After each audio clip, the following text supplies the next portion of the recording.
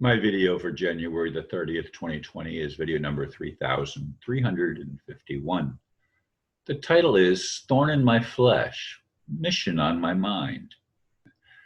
Those like me will remember Paul's thorn in the flesh.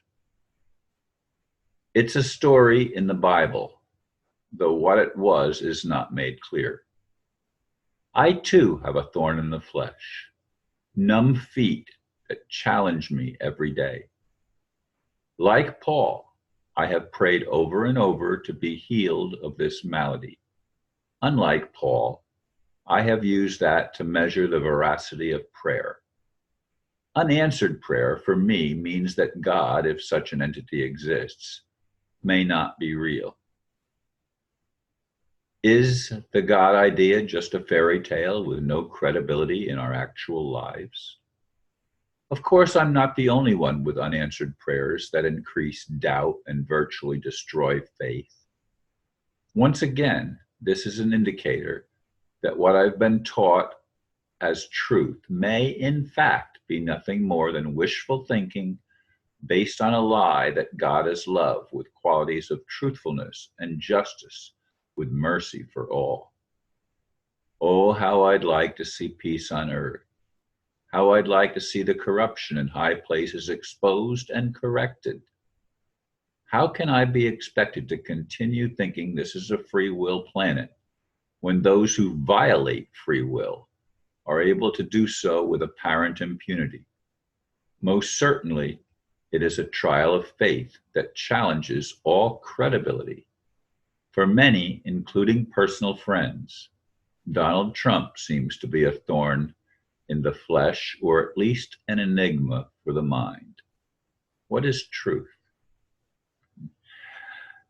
Yesterday was a trying day for me for many reasons.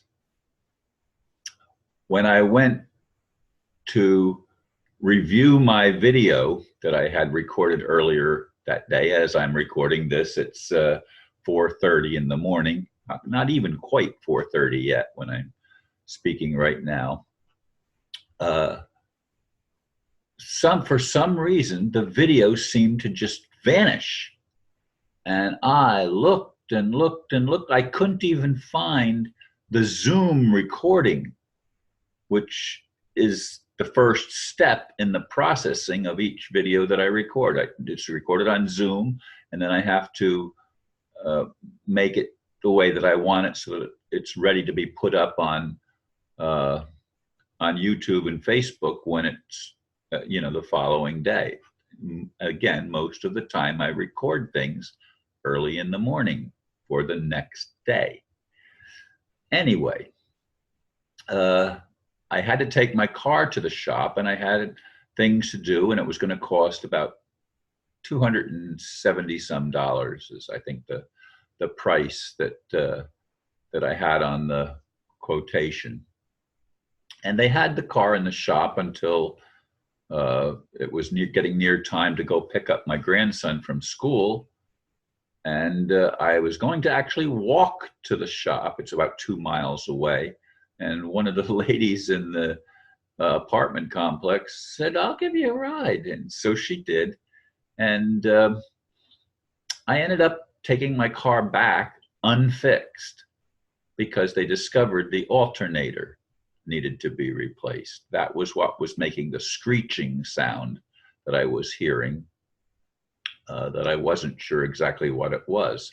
In any case, the cost now has risen to nearly $700. From what was under $300, it's now nearly $700, including all the taxes and everything else. And I have to bring it back today to get the work finished, hopefully. Anyway, I was able to finally, after searching and searching, I was able to find the recording, not the actual processed video. I had to reprocess everything from the Zoom recording, but I was able to get it up. So these are little trials of faith, shall we say. They're not thorns in the flesh. A thorn in the flesh to me is something that's that's recurrent day in and day out, that just doesn't seem to go away no matter what you do. And I mean, I've tried many things to heal my feet and stop the numbness, which sometimes creates quite serious problems. I mean, I have to be very, very careful because my right foot especially is very numb. I know I've talked about that in other videos, and it'll probably come up again because it's a recurring issue for me. And as I've said, I've gone from being a believer to scratching my head and saying, what if there is no God? Or what if we've totally misunderstood? Or there's no doubt in my mind that we've been lied to about virtually everything. This is not a planet of truth. It's a planet of deception. And the deceivers are everywhere.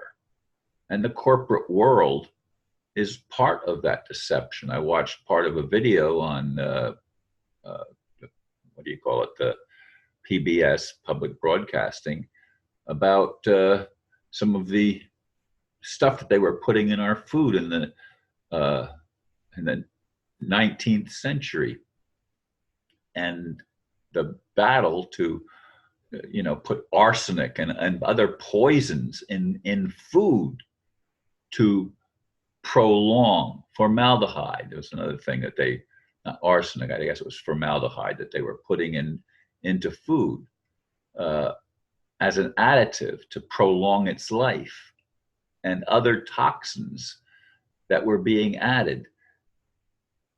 This is going on in the corporate world, which is a world of fiction, a world based on greed, a world based on control.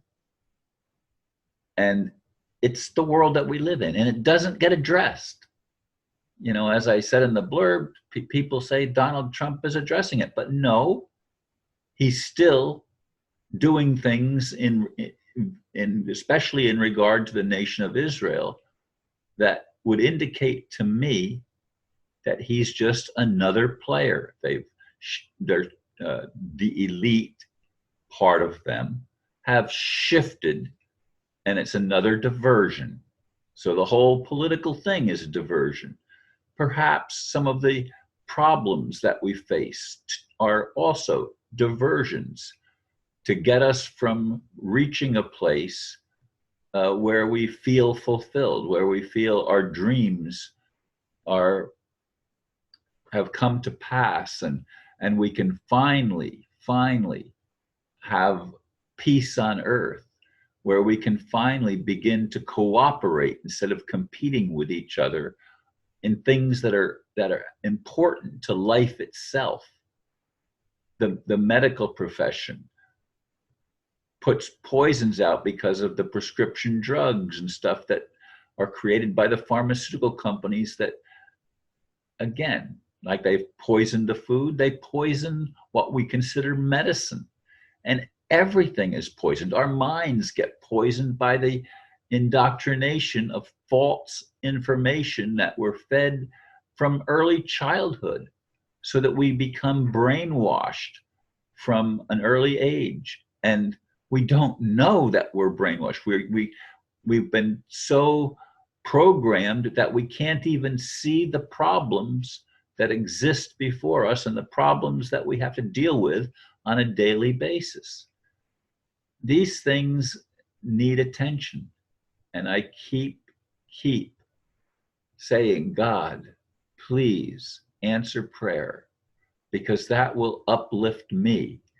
And I will continue to do my best to uplift others, but I won't lie for God even. I won't, as best as I can, I will tell the truth. As much as I know, I will speak it. And we need to learn cooperation. That's the mission if we're ever going to achieve the high ideals we seek. Thank you for listening, and namaste.